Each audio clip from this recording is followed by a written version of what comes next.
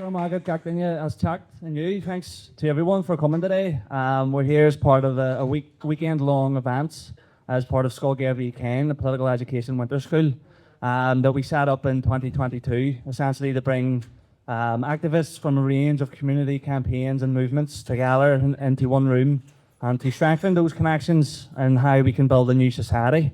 When we did it in 2022, we had a day-long events of discussions in political education, and from internal feedback, we decided that we would shorten that for the next time. Somehow we've managed to expand it over 3 days this time, as it always happens with these sorts of festivals.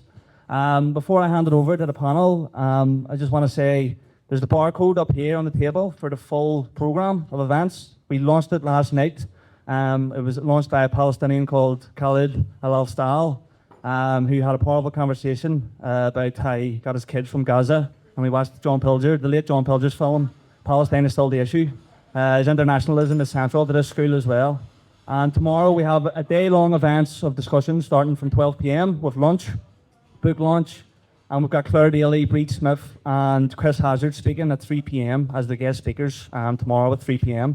If you haven't registered yet, contact me by owen@glornamona.com, EOTHAN.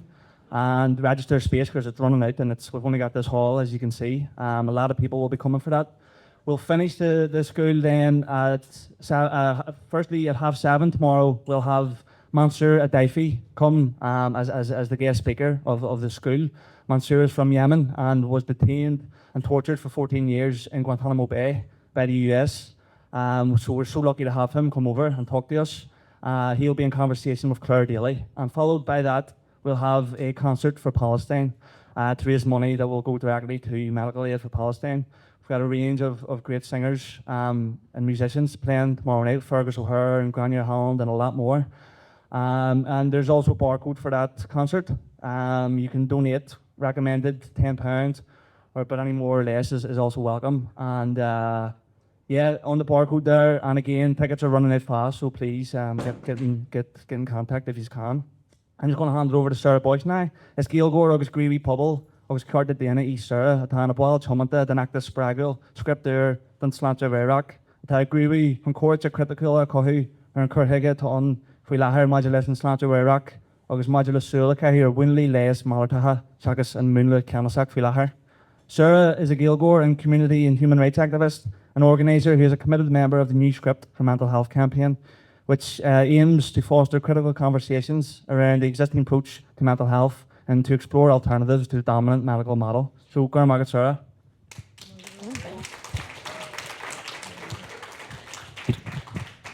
From better sitting or standing.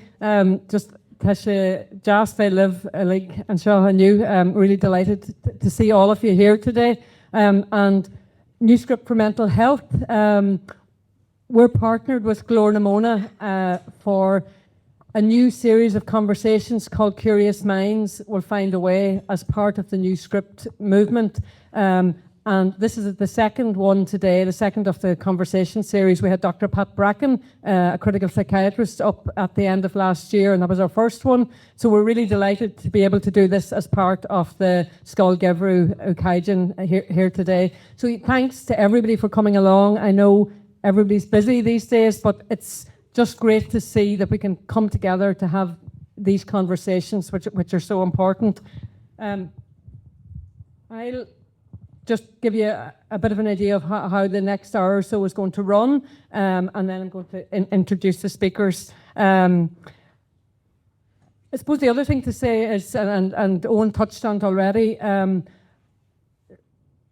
the conversations that we're having here today and beyond, these are conversations that are happening all over the world now, thankfully. There's been a shift away from the very individualised and medicalised approach to mental health to starting to think differently. And it's so important, how we talk and how we think really shapes our consciousness about anything. So in relation to mental health, the World Health Organization and the UN have led the way, I suppose, and there is a need globally for a different approach to mental health, not the individualised medical one, which is kind of looked at now as the frozen status quo, but something that is around understanding how trauma is really underneath so much of what happens, people's experiences in their lives that drives, mental distress and despair. So that's really, in terms of our thinking, where we're trying to go in our conversations as well, but also then how we respond to it.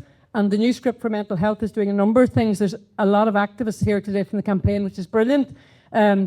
We're a human rights organisation and campaign, so we're holding the state to account for its failures, and the failures are, at times catastrophic in terms of deaths, loss of life, serious harm being caused to individuals and families.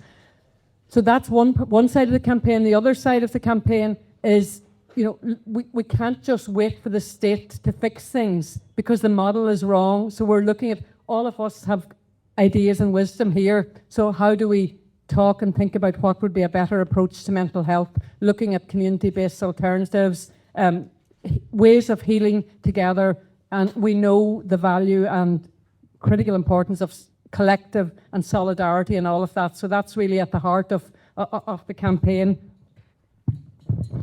So just in terms of the running order, I'll introduce the speakers, and we're delighted to have this fabulous lineup of speakers with us today. And each of them will give their thoughts and reflections on the topic. So the theme is From Stigma and Silence to Storytelling and Solidarity. And then we're going to open it up so that all of us here can have a conversation around that and see what thoughts you have as you're listening. So we really want to hear from yourselves as well and have that conversation. Did Owen do the housekeeping? I don't know where his Owen.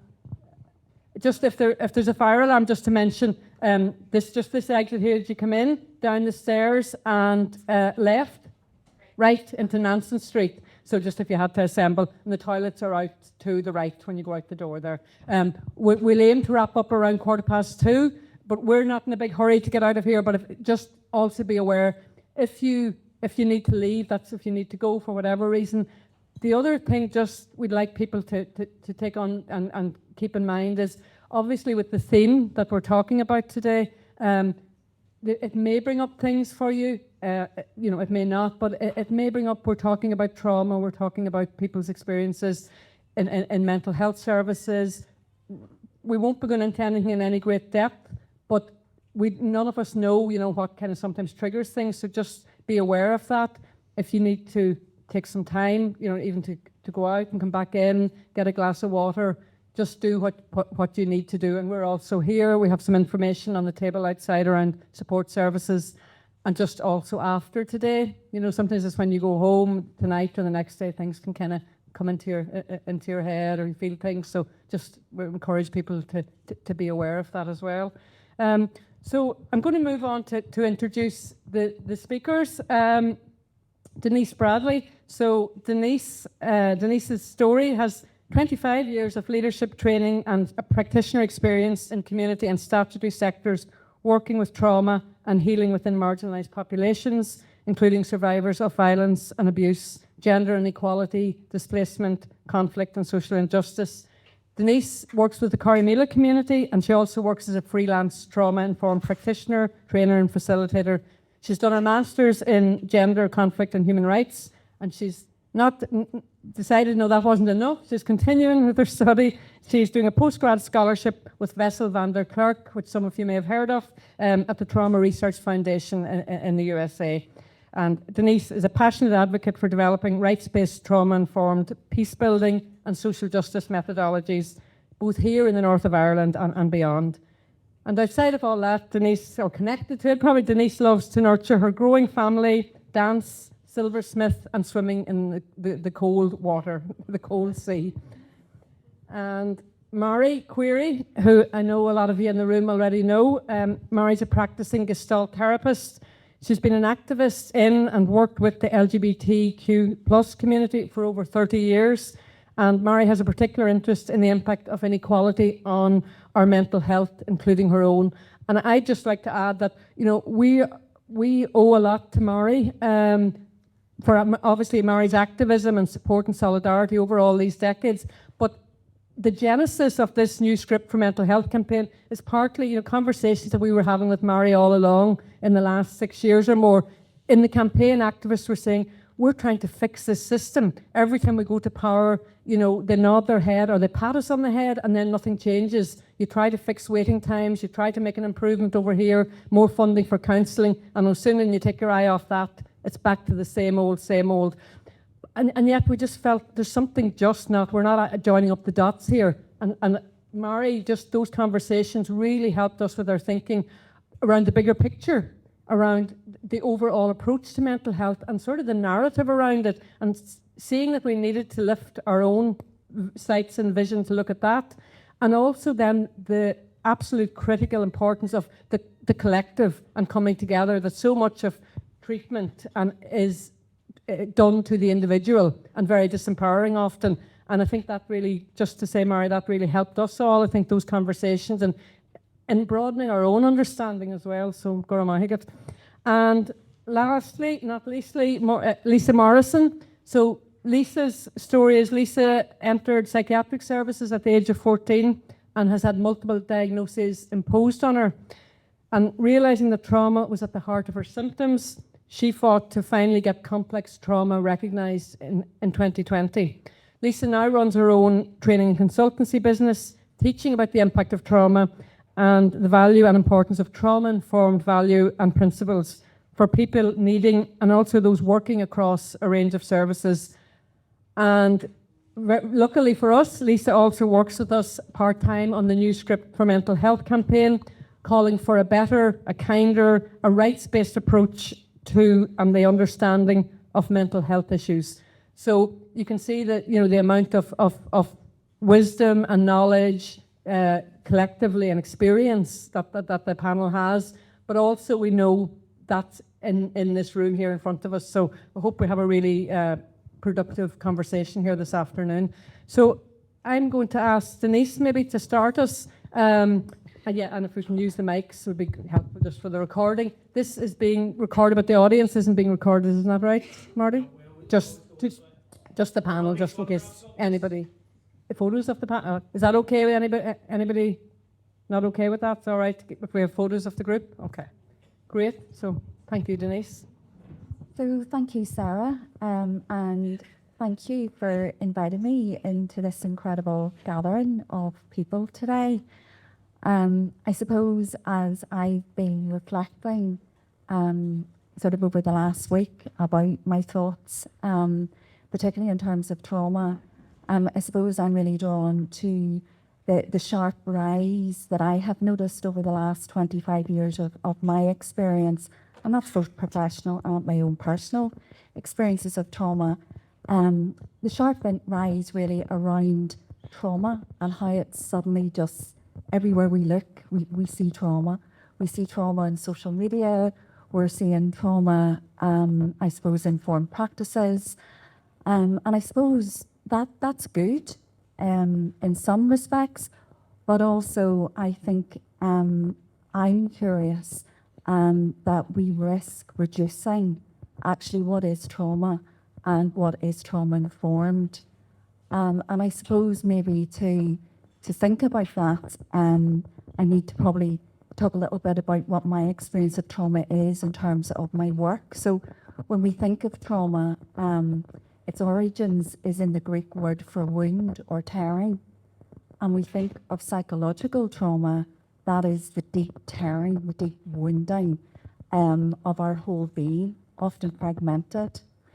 And I suppose when a person, a group, a community are presented with an overwhelming terror, or it could be multiple events, or it could be an accumulation of chronic stress. It's often outside of their realms of their normal protective functioning. And as a result, that causes a deep tearing, a deep wounding of our nervous systems. So that brutally forces apart our psyche, our mind, and our soma, our body. And that's where the wounding happens. And if that's not tended to, if it's not processed, then that's whenever we start to see issues happening for people. It disconnects us from our bodies, and it often disconnects us from our social supports. And I know even thinking about, whenever we think about trauma, it's really helpful to think about wounds because often they're not visible. And those wounds can become infected. They can become infected because usually the nature of trauma is because of power and control. It's usually something that has been done to us, and it can be through gender-based violence, it can be through war, conflict, but it leaves us feeling as if something is wrong with us, as if we have done something wrong. I'm not good enough. It's down to me. And there's where those wounds become infected, and often that's when you see shame, you can see unprocessed grief, loss, trying to manage chronic fear symptoms, and actually that gets locked into the body. It's not in the mind, it's in our bodies, and that's what Bessel van der Kolk would say, the body keeps the score, which has been so useful for me over the years, particularly working with people, because they often don't know what's happening. They haven't had time to process the events, the experiences. And I suppose really, when we think of those root causes, that was why trauma-informed care was really developed. It was birthed about 40 years ago. It wasn't birthed by psychiatry. It was birthed by a group of people gathered here, like that we're gathered here today. And I suppose they had had their own experience of traumas. It was maybe psychiatrists, social workers, nurses, advocates, activists, who had all been through really painful and difficult experiences. And they started to listen to their clients who were sitting silent, who were being stigmatized by so many institutions.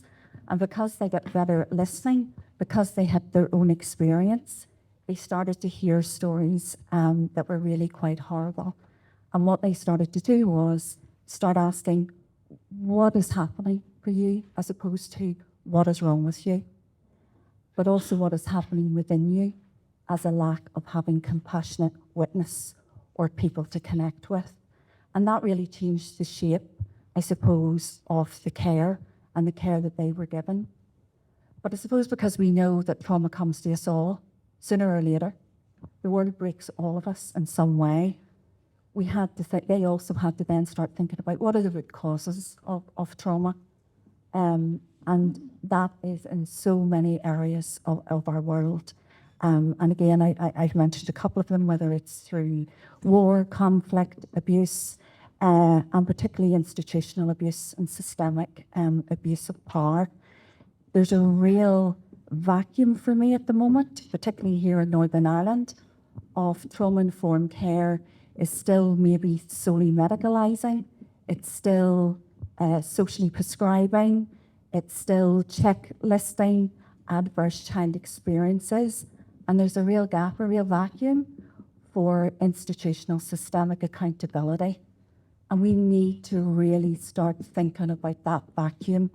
Why is there that lack of accountability? So I suppose when we think of the stigma and silence that trauma can create because of its very nature, but then whenever we do get better at holding compassionate spaces, gatherings, where we can start to share story of truth and speak truth to power, we realise it's a collective experience. And we really need to think about that solidarity. And I think that's my big reflection is the better that we can become on standing together, sitting together, moving together. Trauma-informed does need that social movement to propel forward, because people also need their stories validated. They need accountability. They need reparation. And that's the bit that we're really stuck with. So when, I suppose my kind of reflection is be curious about those vacuums, about what's not being said in terms of holding the root causes of trauma to account.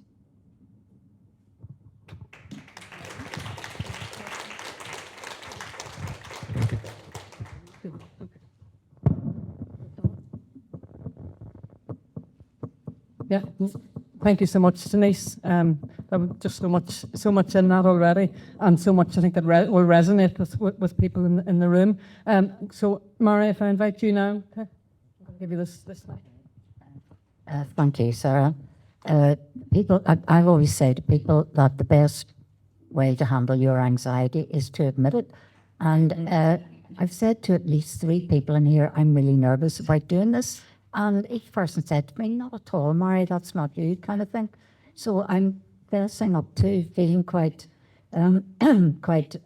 nervous about this. And some of it is because I'm aware I'm in a space with a lot of activists who have, at some expense to their own physical and emotional health, have taken stands against inequality in this society.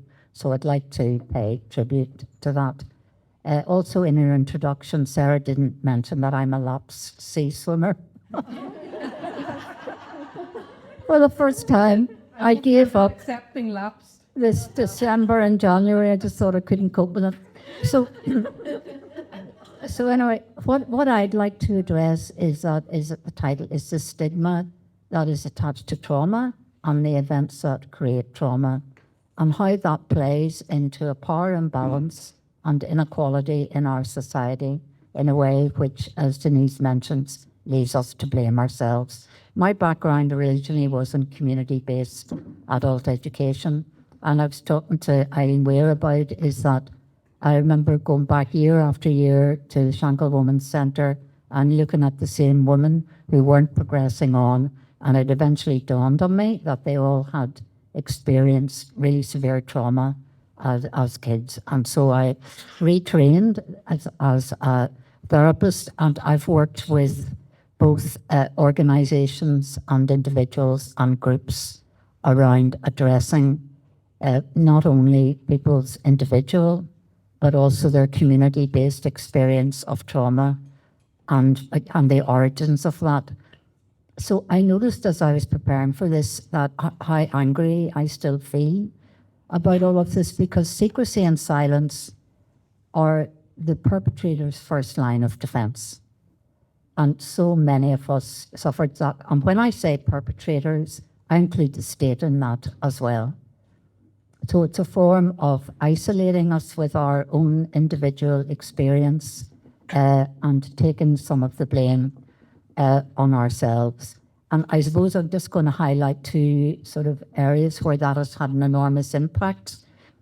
Is the power, or how disempowering that silence and stigma is. And I suppose I'm looking particularly at violence against girls and women, and also the impact of homophobia. As Sarah said, I've worked a lot. I'm lesbian myself, and faced a lot of the stigmatization that there was when I came out in 1978. I was only 5 at the time, I should say that. But, so violence against women is hidden, still hidden, even though we still don't have a policy in the North around violence against women and girls. I see it as part of patriarchy. It's part of a power imbalance, and that silence actually stops young women in particular, and women in general, reaching out for support and taking the blame on themselves, and working with women who are in refuges in Belfast and the greater Belfast area. The one thing they all have in common was that they question themselves. How come this was me, this happened to, and it didn't happen to, my neighbour or my sister or whatever. And so that, as Denise mentions, the shame that goes with that is very disempowering and leads to a lot of isolation. And the one thing that that actually stops women accessing support or leaving a situation of abuse is because of that, because of the shame that they carry around, feeling their own responsibility for it. I can't, begin to go into enough depth about the impact that homophobia has had on the mental health of our communities. And it's not that long ago since we were called an abomination. You know, there is still the term gay and queer is still used as a term of abuse in the classroom, and not just by the kids, but by teachers as well. There's very little training around the impact of that, or what homophobia is. The young trans people are facing, horrendous discrimination and abuse, and it's the highest level of deaths through violent crime is experienced by trans people, and I suppose that again there was a silence to that it was tolerated. People kept, as the term would have been used, closeted. And again, there was some shame to attach to that rather than being out in pride. Now, I know that has shifted, but it's still very difficult for young people. They go through, on average, a period of about 8 years where they have some awareness, which I had of just being different, but couldn't actually put a name to it when I was 9. But to carry that right through your adolescence. And as you will know, one of the most important pieces of adolescence is when you leave whatever your family background has been, whether that was dysfunctional or not, but you separate out and you start to identify more with your peers. And that is still not available to a large number of our queer young people. They don't have access to, when they're 12, of running up an entry, snogging somebody, then running away and never seeing them again. That their adolescence is very limited in terms of their sexuality, and they get very used to turning that energy inwards and, coping with, their own trauma. Now, there's people survive that level of trauma. What they can't do is when they hit something else in life, like unemployment, homelessness, the loss of a relative through violent crime.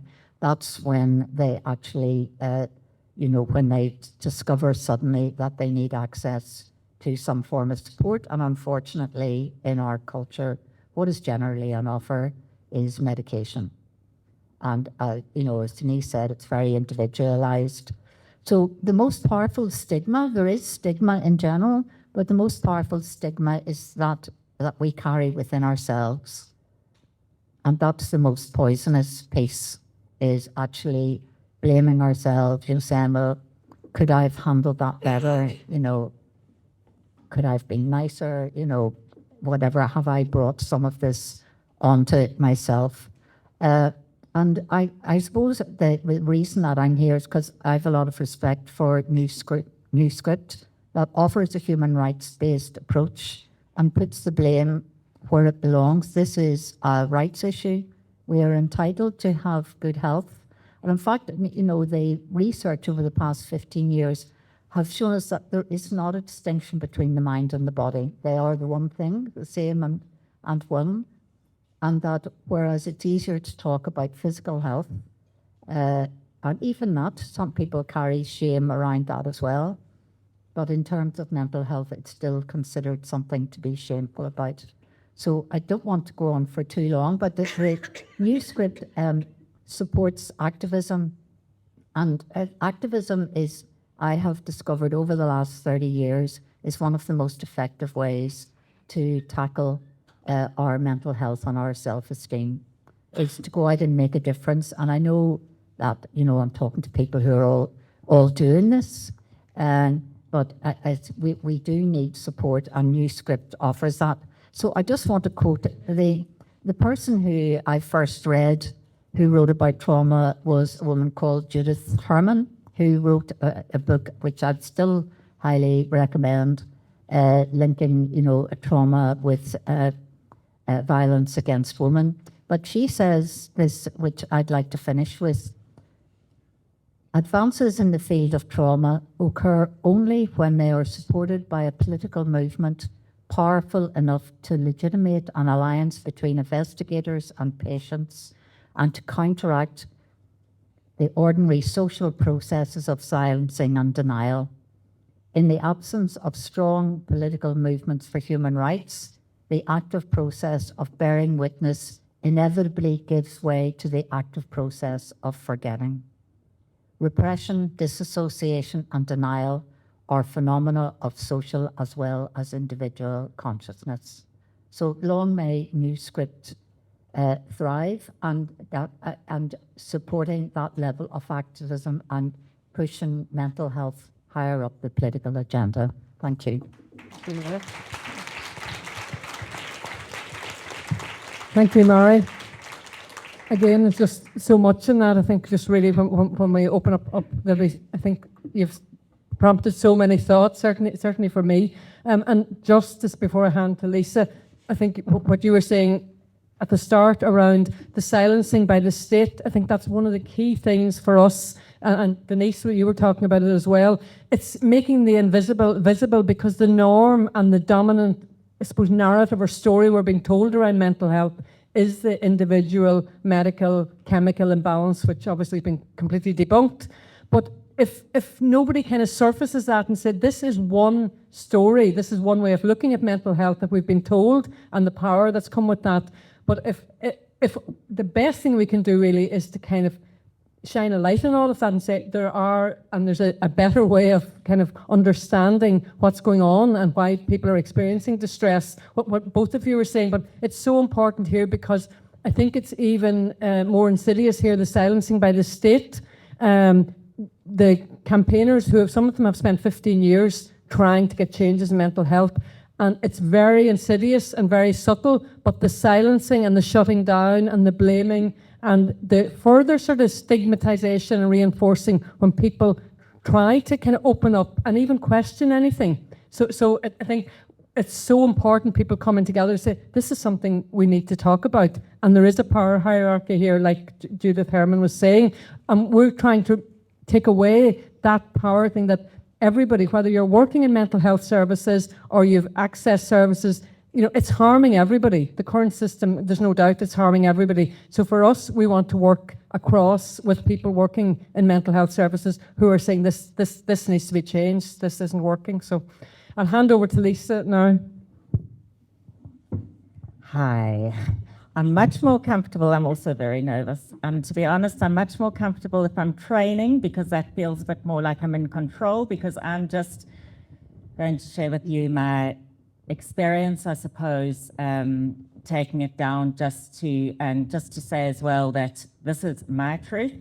It's a truth, not the truth. And I think that's one of the most powerful things, is being able to take back our story, to own who we are, when trauma so often removes that. So just a very brief, I was 14 when I sat in front of a psychiatrist, and I still actually have the notes because I've got dreadful memory loss, and was diagnosed with major depression, and the notes say significant anhedonia. So I had to look that up. So often language as well is used to exclude and stigmatize. And that didn't take any pleasure in life. And I guess looking back on that, I'm quite sad that at the age of 14, I was taking no pleasure in life and wanting to die, and made my first suicide attempt at the age of 16. At the age of 19, I ended up in one of those, and I'm just actually going to illustrate from then to now, because I can't tell you about, that was 14, I just turned 50 last year. So, but I'm going to use this as an illustration. I was in an old institution, psychiatric institution. I don't know how long I was there for, but part of that time I was in a lockup ward. And one of the things I very clearly remember is being in a concrete cell in seclusion overnight, because I kept trying to die. And I remember that cell, and I remember when we talk about traumas held in the body, I remember the cold floor, I remember the lack of dignity of having been stripped, and I remember the little window at the top and just this closed door and no toilet, and thinking, what if I need to go to the toilet? Just basic dignity. And then fast forward to 2009, when I relapsed of my eating disorder. By this time in my life, 2009, I'd moved here. My husband was from here. I moved here in 2000. But I had accumulated quite a number of diagnoses. So just to give you a bit of an overview of that, it was schizoid affective personality disorder, schizoid personality disorder, major depression with psychotic features, bipolar, anorexia, bulimia, emotionally unstable personality disorder, and bipolar disorder. So I'm very disordered. I was very disordered, let's just say. And I went into Bluestone, which was at the time then, I think it had only been opened about a year, perhaps, a new, brand spanking new psychiatric unit, which I spent 8 years going in and out of. And during that time, I lost my job, I lost my marriage. I lost any last semblance of hope, if I'm honest. Certainly was a lost cause, and in 2016 was told that they would need to find supported living for me. And you know, in this brand spanking new psychiatric unit, was really no different to that cold concrete cell. The staff and the most were kind, and I've got my notes because I've got such dreadful memory loss from all the electroshock that I needed those because those were part of my story that I didn't remember. And staff and the most were kind and cared, but it was a cold concrete cell where I lost hope, where I didn't believe recovery was possible, where I kept acting out in dreadful self-harm, suicide attempts. I was a very bold girl, actually. I set fire once and set the alarm off. I was trying to, now I know that's quite serious, but my husband and I do have a giggle about it now. You know, I was mad, right? But these things we do, the self-harm, the overeating, the vomiting, too much sex, too much online, too much this, too much that. What I've learned is these things were helping soothe because of so much trauma in my life. And I don't want to talk about that today, but it's there, and I don't need to tell you what happened to me in order for my experiences to be validated, because that's what I own, and those are the choices I make, because it's about that powerlessness. It's about being a nobody and an invisible when that trauma is inflicted. And in those years, I was seen through a diagnosis, and I was medicated. I was on medication from the age of 14 till that. And I'm not anti-meds, and I'm not anti-psychiatry, but I am pro-rights, and I'm pro-knowing, and I'm pro-choices, because the thing that trauma does is it removes choices, and it makes you believe that you're wrong and you're bad and you asked for this. And trying to make yourself enough, you fill yourself with all sorts of things. But really, what was going on? You know, what is going on for people? And yet we medicalize, we pathologize, and we go into systems that are clinical and cold when what we know about trauma is how it's responded to, how it's held, how it's heard, how it's believed. All impacts our recovery. We know that that happens in relationship. We're harmed in relationship. Therefore, we need to heal in relationship. And that's pretty hard when you've been let down time and time again. And childhood trauma specifically, our nervous system becomes wired for protection. Here I am, and it's a long story how I got out of that, but I spent 6 months in a treatment center in South Africa. When I went there, I was on 2 antipsychotics, 4 tranquilizers, a sleeping tablet, and an antidepressant. One day I'm going to go and get Jane to do a fabulous art thing with all the medications I've been on over the years. And I had 6 courses of ECT, electroshock therapy, over 7 years, 6 courses of ECT. it's not okay to shock women's brains. 70% of people who get ECT are women. It's not okay to shock your brain because you've had violence inflicted on you in a system that didn't protect or respond as it should have to what happened. It was a whole series of events and people and circumstances that I'm sitting here today so grateful for my life and grateful for so many people here. My manager at the Recovery College, when I worked there, when I came back from treatment and was starting to build my life from scratch, she gave me space to be, to grow my wings.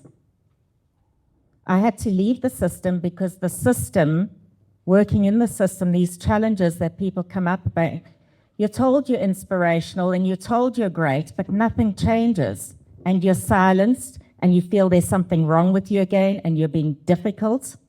Repeat offender, revolving door. Psychosis, we don't talk about that either. A lot of people who have experienced trauma have psychosis voices. Researchers care about that. I see Sarah looking at her watch. I went a bit off track there, sorry. Sorry. Got it on my thing about ECT. But it's a violence against women when you've experienced so much violence. And I guess the medication was a silencing. And I choose now to have a low dose because of the overwhelm. There's so much system trauma, institutional, religious trauma we don't talk about as well. Messes with your head. New script. I then went out, started my own business so that I could choose. And that was a privilege. I did that because I was privileged and I had the economic stability to do that. You know, people, we talk about the 5 steps to well-being. Have you been on antipsychotics? Have you been living without having food on your table for your children? And they're coming along and telling you need to eat better and walk every day. And you're isolated and, you know, anti-stigma campaigns, they don't talk about people like me who repeat to ED department 27 times and hear voices and see visions. No more stigma or shame. New script is about writing a new way forward.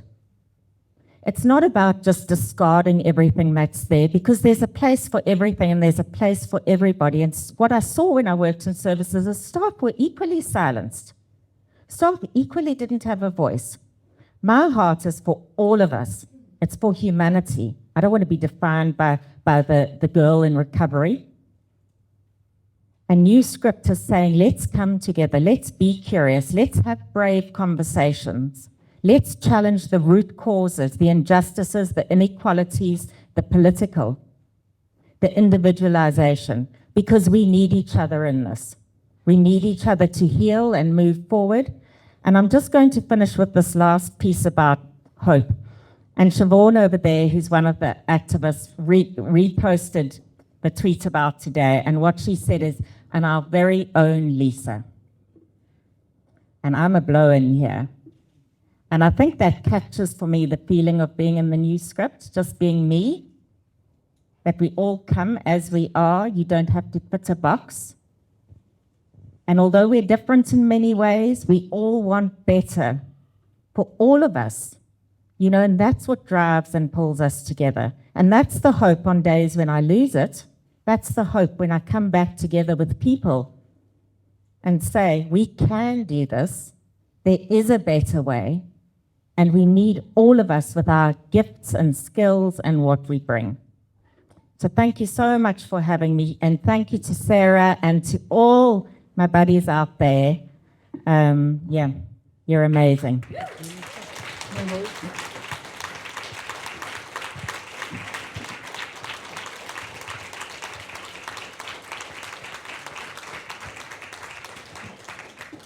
Thank you, Lisa. That was so powerful, and thank you for sharing that with us as well. And thanks to Denise and Mary. I think there's just so much in what Mary, Denise, and Lisa have shared with us. So we would just take a wee minute. And I know you'll have had thoughts listening to the 3 speakers. And you know, the title is From Stigma and Silence, which we've heard so powerfully about how, at a very personal cost and level as well, Lisa, in terms of you sharing just your story over the years, how it's impacted on you and your fight to regain yourself, but also, you know, what Mary and Denise were saying as well around how trauma, where it comes from, how it affects us in our body as well, and that it is held in the body. And Mary was talking about what we can do, and the power, all three of you were talking about the power of the collective, because if we try to move, what we're trying to do is move from stigma and silence to storytelling and the absolute power of and the truth, as you were saying, Lisa, about people's stories and people's truth, but coming and to being heard. You know, that's part of a new script, just people sharing their own story without any judgment or any commentary, or could it just actually somebody listening and being heard and seen. But maybe we just kind of get to hear from yourself what thoughts, what reflections you have, you know, and what you've heard. Yeah, and then we'll maybe try and think about, we're all here together today and we know that we want to change things. That's why we've come along today. So even today and beyond today, what can we do in terms of the collective? There's a lot of power in this room, so it would be great to take some time to talk about that as well. So if we start with Letitia. Just a question. Can everybody hear okay? If you've been in the mental health system, how can you get access to your notes? Lisa? That's just through a freedom of information. Okay. Thank you. And if it's helpful, we're going to put something up on our website, and everybody should have a leaflet there, new script for mental health. So we'll put something on it about how you a template to make it as easy to go and get a freedom of information, so that we'll get that up now fairly shortly. We're going to put little bite-sized pieces of information over the next few months on how you do certain things. How do you make a complaint? How do you get your file? If there's a serious adverse incident review, how do you make sure that actually works? What are your rights if you're detained? All of these things that people don't even have the information on, and that isn't being provided anywhere. So that's the plan over the next few months, to start to build up and share that information to empower people. Anybody else? Anne, and then who's over here? Yeah, great. Anne. I have a question for Denise. I was interested in that comment about trauma-informed approaches and working as a psychologist within statutory services. I'm interested in your thoughts about little things that can be done to address a situation where nowadays statutory services will talk about transgenerational trauma, and they'll use that to argue for more of the same, more individualised psychotherapy, more medication. And I came across like a podcast by a medical historian called Ian Miller from the University of Ulster, and he had written about how during the 70s and 80s in Northern Ireland, psychiatrists, psychologists, the public health authority, might be a different term then, argued and provided reports saying that there was no impact on communities in the 70s and 80s, and his analysis was there was a distinct stance of silencing and neutrality that wasn't really a neutrality, and this wasn't coming from politics, this was coming from the research community, this was coming from psychologists, this was coming from medical professionals. Have you any ideas or suggestions on where we can start with that false naming of transgenerational trauma? It's a huge area. A wonderful reflection, wonderful question. I mean, really, when we think about trauma-informed care and how even at the moment that it's being presented from, I think, Safeguarding Board and how it's, I suppose, trying to be filtered in, my belief is that they have no choice but actually to try and bring something in. And something, a diluted form is better than nothing. And it's my understanding that they're taking their framework at the moment from the Substance Abuse and Mental Health Service in America, which isn't even contextual to our country. It's not contextual to our conflict, to our pain and suffering. So even that in itself needs to be addressed from the outset. I think also trauma-informed services and supports is about lived experience. It's a participant, it's a person-centered approach, just what Lisa and both Marie were talking about. It needs to be co-created with people who are using the services. And what we're seeing is still this very top-down ownership. Honestly, personally, and this is my personal view, is that psychiatry do not want it. They would prefer that they can't. But actually because of the field of traumatology, which is separate, the traumatic stress is separate from psychiatry. And it's only that they have been researching and pushing trauma to keep it active. Because as Judith Herman said, you know, even the study of psychological trauma over the years has these active periods of interest followed by periods of episodic amnesia.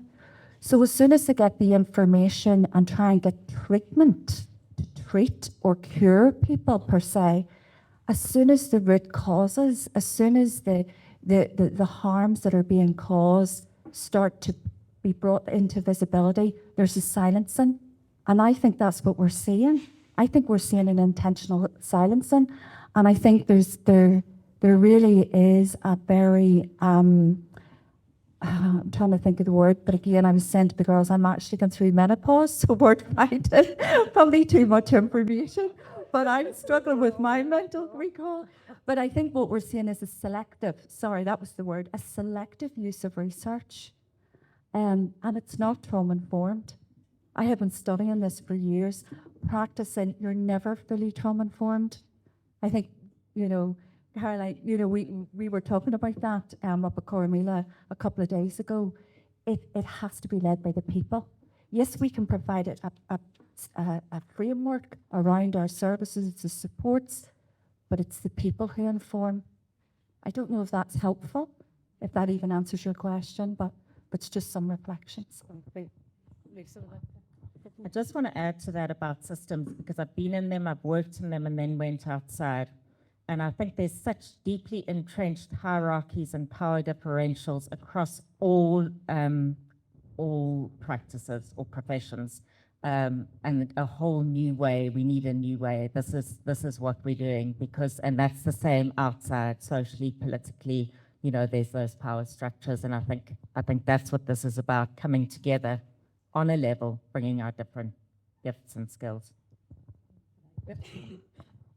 Yes, it's first of all, just naming transgenerational trauma is important, and that the victims and survivors group, they decided very early on that it didn't exist, and now they've had to shift on that because they've been put under pressure from activists and campaigners.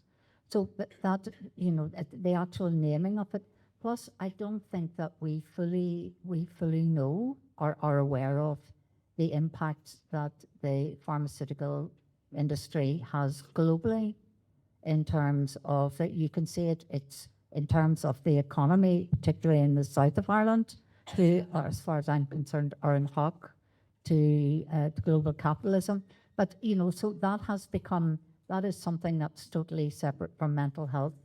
And I agree with Denise that there needs to be democratization, there needs to be some form of accountability.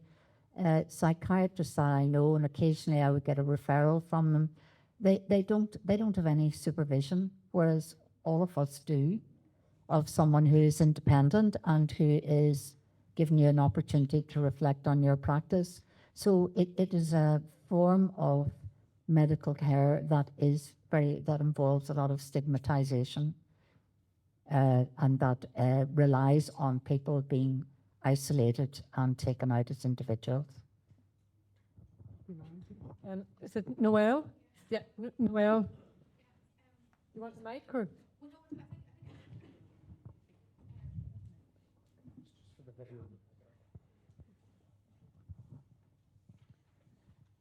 Sarah, I just want to thank you on behalf of all of us. I'm here with some of our our board from the Northern Ireland Mental Health Arts Festival, Frank Liddy, who all of you will know, and Bruno Lawson. And a number of us are coming from a context of lived experience in terms of mental health and well-being, but also the whole idea of ending the stigma, or certainly in terms of talking about it. And I just can't, on a personal level, you know, like many families, we've been through some of the experiences, Lisa, that you have talked about, and in the context that you've talked about as well.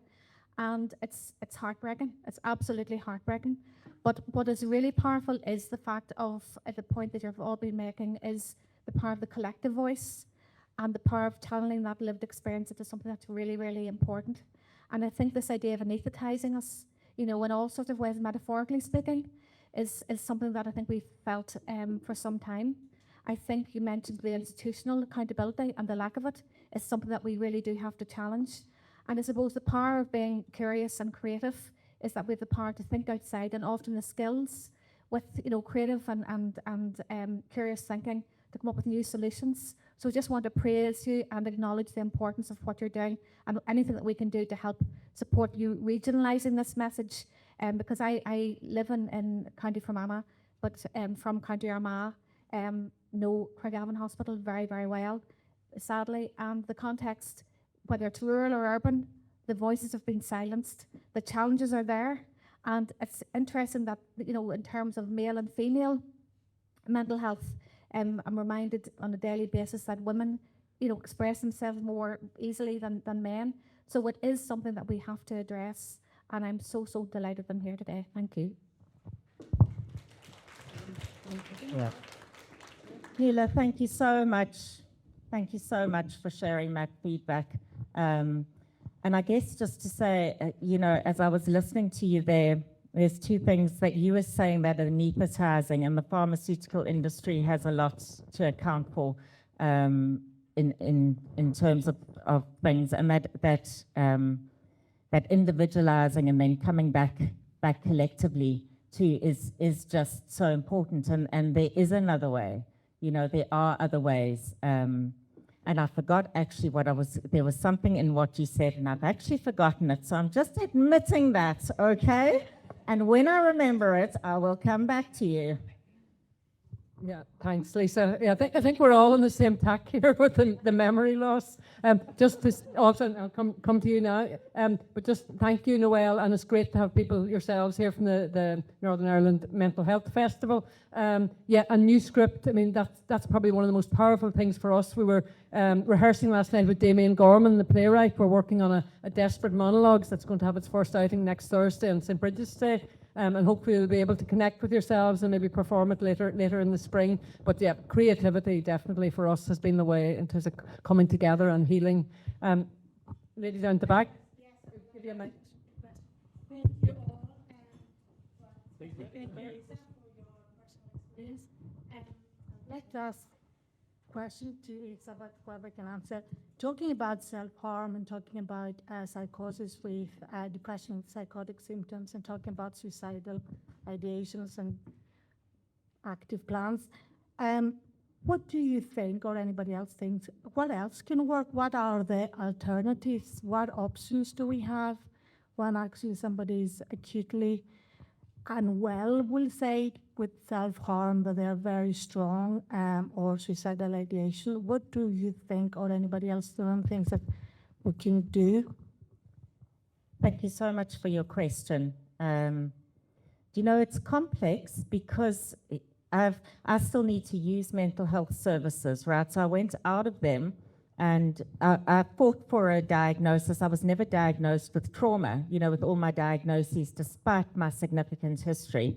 And I was eventually diagnosed with complex trauma and dissociation, and started working with an EMDR therapist who is a psychiatrist as well.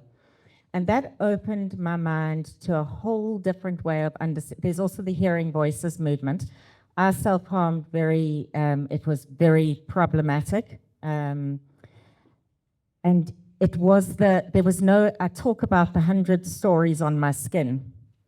It wasn't understood. Dissociation, which happens when you're traumatized, you can leave your body, The research is now evidencing that a lot of people with voices who have more voices and voices of children as well. You know, I live with voices. It's quite a lot of work, I can tell you, to get myself up to something like this and organize everybody.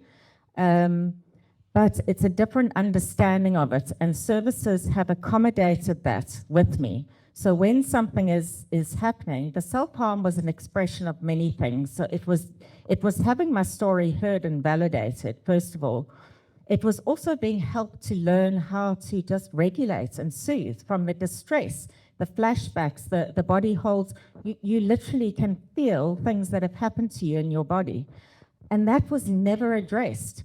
So I think there's a lack of understanding and a lack of compassionate and longer-term therapy specialized for that. Through that, my self-harm, it's been a long while now, well, a long enough while that I haven't self-harmed relative to what it was like, because I've used my body, I've been taught to connect in. You're not taught to think about your body, where you hold things, to express how that feels.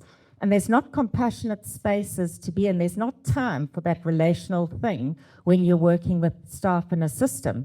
As much as you want to, there's not that relational space. But then there's a lot of people who heal through peer support. The Hearing Voices movement is one of those. So it's very difficult when services are so deeply entrenched in the patriarchy, in psychiatry, in a way of doing things. But I think within that, if there are teams that bring in new ways, if there's understanding, and my therapist would talk very much about the dissociation, the voices, and the self-harm. And in fact, your man Bruce Perry talks about that. He's done a lot of research with children's trauma, using self-harm to regulate, because it does that. You have all that extra cortisol or whatever, and it helps you calm down. So it just becomes like, and you've got to do it worse and worse. I don't know if that answers a bit. It's changing a whole mindset. You see, there's not spaces.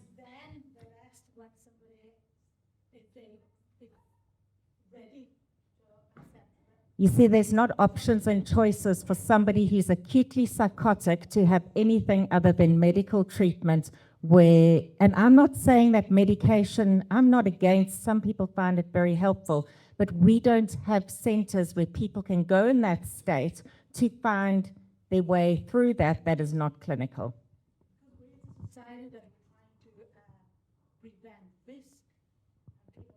Yes. It's all managing risk.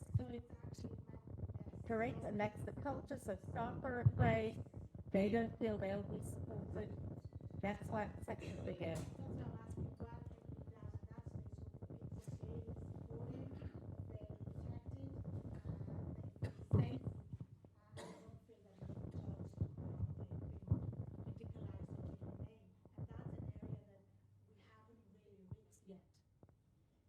But you still can do that. You see, I've worked with staff who still can be compassionate, can, with that knowledge, can do that. So there is always things that people can do, whatever situation you work in. So there's not a straightforward answer to your question, but I do notice that in terms of suicide and mental health overall, there's very strong research has shown that there's a very strong link to inequality in society. Societies where there's an enormous gap between those who have and those who haven't, which and poverty has increased enormously in our society, there is a much higher risk of poor mental health.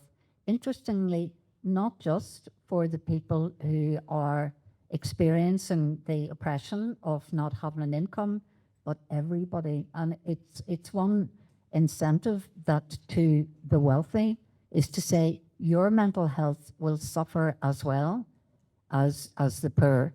You know, so poverty and class is an enormous, that's the most at-risk group in terms of mental health, and the group that I'm most experienced with, which has the highest level of suicide in the north, would be the LGBT community. And so what is needed there is for schools to start addressing at an early age. I think you were asking about what can you do in an institution. Well, the first thing, is to have a rainbow flag just up on the wall.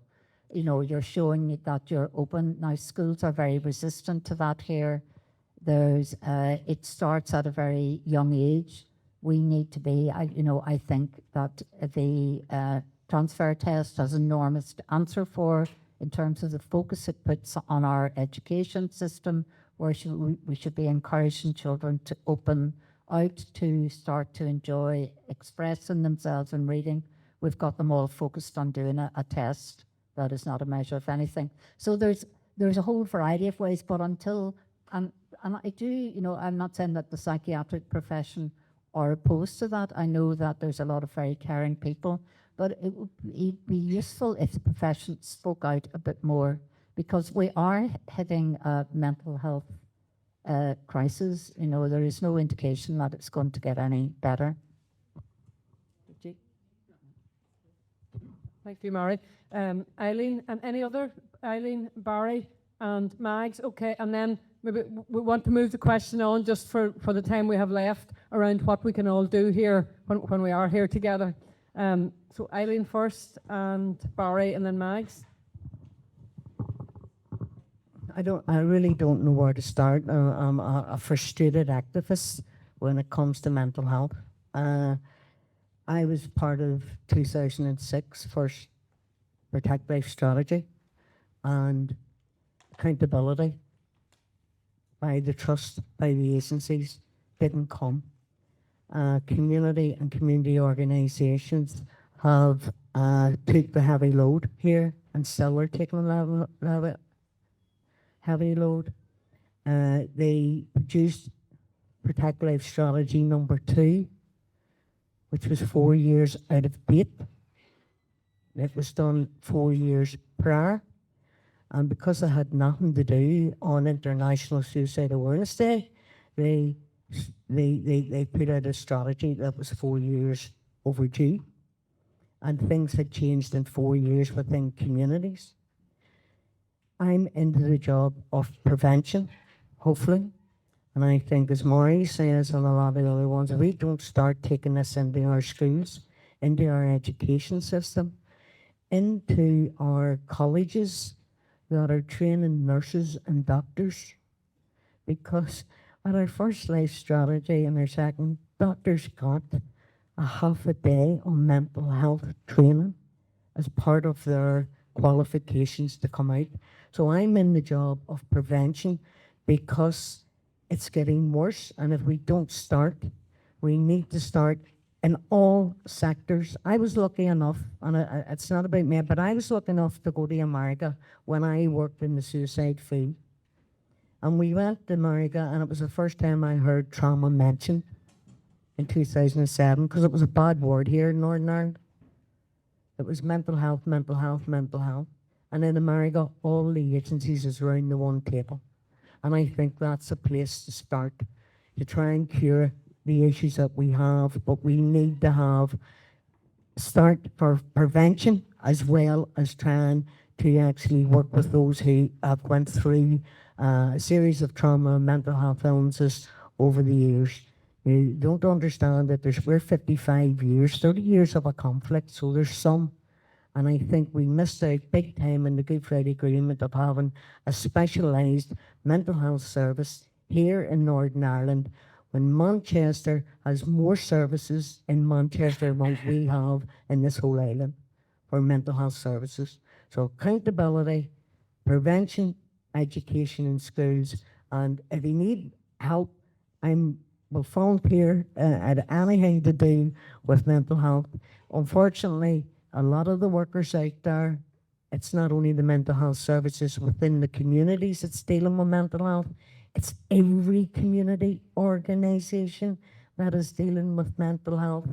And we can't take no more on because we're working with everything else. So securing those services, because we're not getting it through the trusts.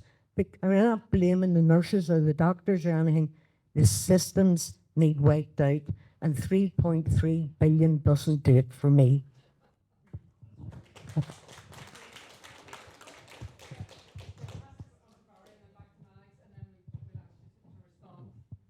I don't know why I was picked. But anyway, I think that it's important that people understand that they have the power. I think that's something that's very essential. And we need to learn to know how to use that power. We also need to learn how power works so that we can design our tactics against power, because it's power at the end of the day that is the cause of allegedly no funding, allegedly no proper psychological service, mental health services, and not to leave out the money that's made from it through pharmaceuticals et al. I mean, that's an important thing. And what people need to do is question the answers as opposed to be answering the questions. I mean, it's a very important thing that people need to get into their head. And if we set up and build this new script right across the country, north and south, in fact, and build it on a basis of participatory practice and humanity and caring, I think the power in the system won't be able to defeat us. I think that we'll have victory written all over us. Thank you.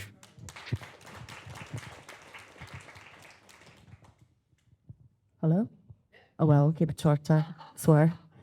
No, I genuinely want to say, thank you so much, because I think you touched on it, Mary. I suppose we're all, majority of us in here are either, or all three, we've lived experience, we're working in the system as well, and we're out campaigning and being activists and stuff. And I think it is that thing of, how do we look after ourselves and that, because actually a woman I'm working with said the other day, she was like, I do not want to retell my story in an environment that is not safe. And as an activist, you are constantly you're opening yourself up, and you're in an environment that isn't safe, because this, I've lived in other countries and I've found them way more safe to talk about trauma and mental health, which really shocks me, because I feel like we experience it, on a very complex level because of the history of the conflict and stuff here. So I suppose it's I'm just curious about how do we think about that, and how do we look after ourselves as activists in that. And I just wonder, the creativity has been a massive thing, but recently I've been thinking we're retelling our stories too, which is reliving our trauma. But how do we look after ourselves and other activists in this kind of environment that's quite shaming, stigmatizing? How do we look after ourselves and each other in this?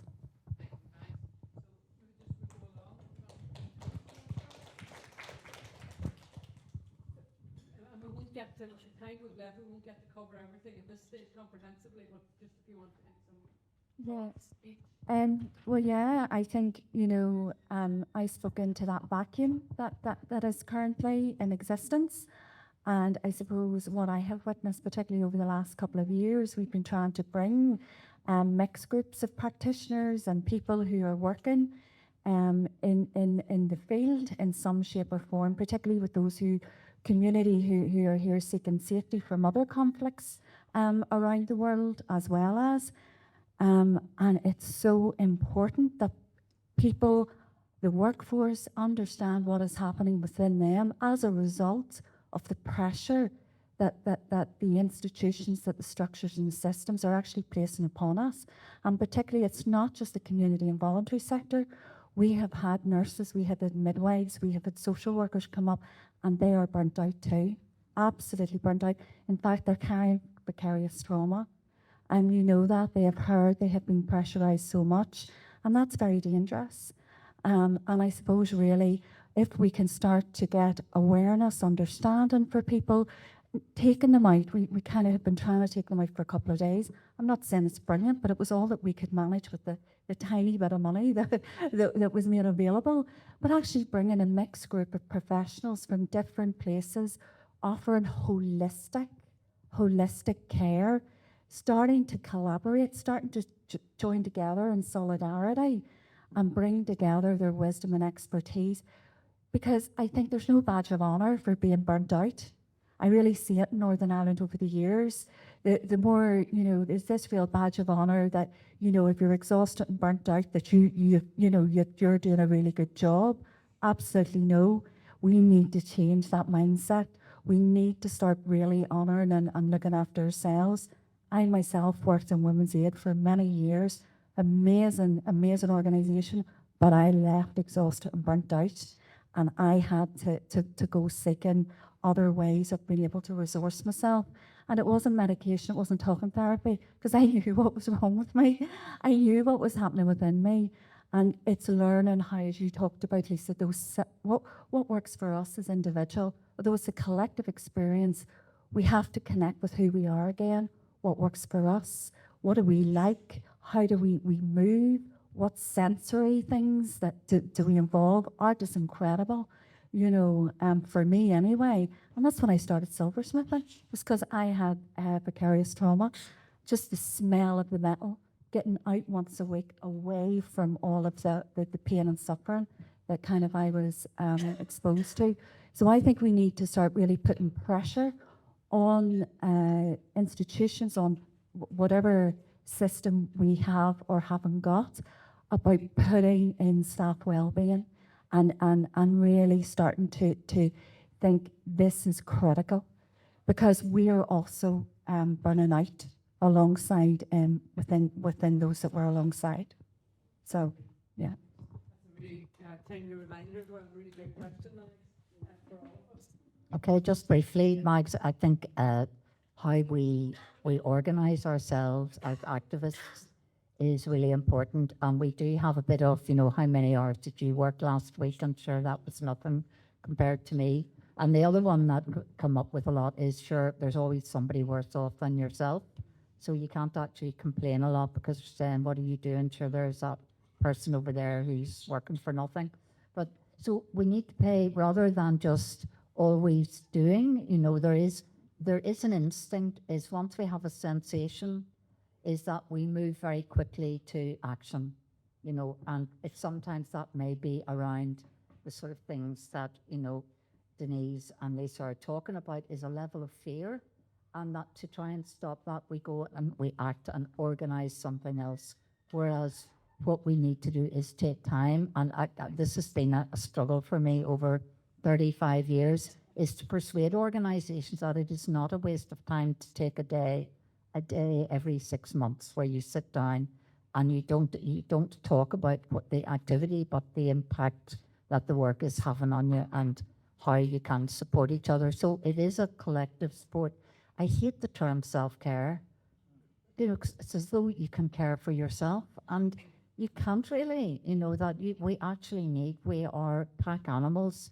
We need the collective support of other people to survive. Great. Thank you. So I'm just going to finish up because we're all getting restless and we've been talking for an awful long time, and it is a Friday afternoon, so we're coming to the end. Just to say on that point about self-care, do you know that it is a biological imperative? Co-regulation is a biological imperative. We need people for the rest of our lives in terms of this, and that's one of the problems, is everything, perhaps it's all about me that I got to do this. We need to do it together, and sometimes we need teaching each other. It's in relationship we learn these things. So in terms of what we are doing, right, with the new script, we've got three kind of, I don't like the word work stream because that sounds like services, but we've got three areas. So the one is accountability, where activists who want to be involved in that are looking at holding government to account. The RQIA was just found in a judicial review for not inspecting community mental health services for 14 years, and there has been no hullabaloo about that and no apology to those of us who use those community mental health services. Accountability work stream is that's one area. There's the antidepressant, Suicide rates are 3 times higher in most deprived areas. Prescribing rates, mental health is a social, political, and inequality issue. It's not a chemical imbalance in our brain. And that's part of what the activism is as well. In our alternatives, it's also about saying this burnout of constantly coming up against these power structures, especially when trauma and adversity, because trauma can be another word that can exclude people. You know, if I haven't had the big T's, then that hasn't happened to me. We all as human beings experience that wounding. So this is about all of us, our humanity. So in that, we're doing the evidence-based, the arts, the moving, because we know that you think back to sitting around a fire and telling stories, singing together, moving together. It's rhythm. It moves and shifts that stuff that's held in us, and it's about the together. It's that joining. It's action. Then we've got and part of that is these education workshops, because it's actually, I believed I was mentally ill that's who I was. That was my identity. A learned helplessness in a system that said I was wrong and disordered. I have no stigma issues. I can talk about, you know, it's not that having a mental illness is, but actually that wasn't what was going on for me. So it's about having a different conversation as well. And then on the other side, we've developed MAGs, and you were leading on that, about collective care. Because the thing is that if we're not, trauma-informed is about values and the principles. It's about autonomy, choice, voice. It's about options. It's about rights. Our rights to good mental health and well-being, our right to be able to put food on the table for our kids. You know, so those values need to be happening in the person, between Sarah and I, between each other. Because if we're not doing it for ourselves, how can we be doing it for everybody else?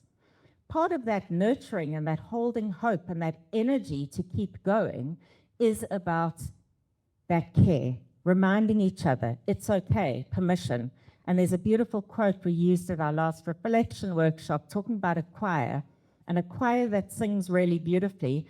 When you lose your breath, you can take that step back, you know, and that's what we do in the campaign. It's about options and choices, you know, to come in and to hold each other, to do that collectively, that care.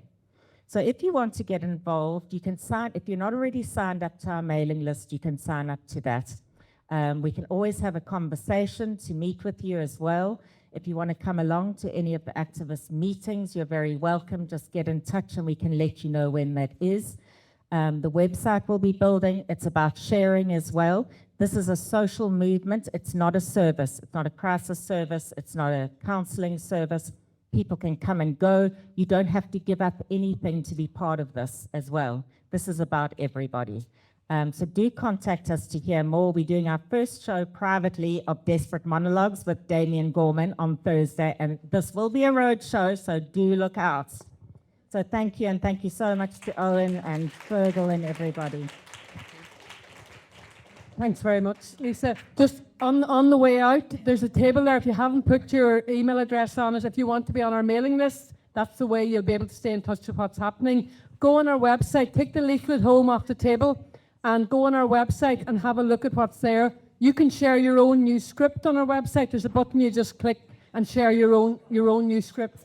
But before everybody leaves, there's something that Denise is going to do with us.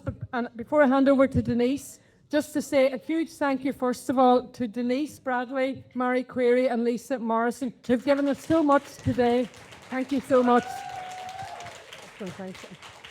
And also, I want to say, Gora Mahigat for Glór agus Dun Cultureland for being here in the Cultureland and for looking after us so well today. It's just a beautiful space to be in. And also, we're delighted to be continuing to work collaboratively with Glór who are just an amazing community-based grassroots organisation whose values just fit so well with our own values. So our next public event on the Curious Minds is on the 6th of March. Sign up to our mailing list. Wednesday, the 6th of March at lunchtime, Professor John Reid, who is internationally known for his work in doing exactly what we're talking about here today, trying to challenge the medical model of distress and develop and work with people to create. He's also done a lot of work around ECT, and Lisa has been working directly with him. So that will be one not to miss. He's the most accomplished and learned guy who is the most humble person and just speaks very directly. So definitely worth getting along to him. So and thank you to Marty as well for all the tech support. So I'm going to hand over to Denise, and if you just all stay where you are.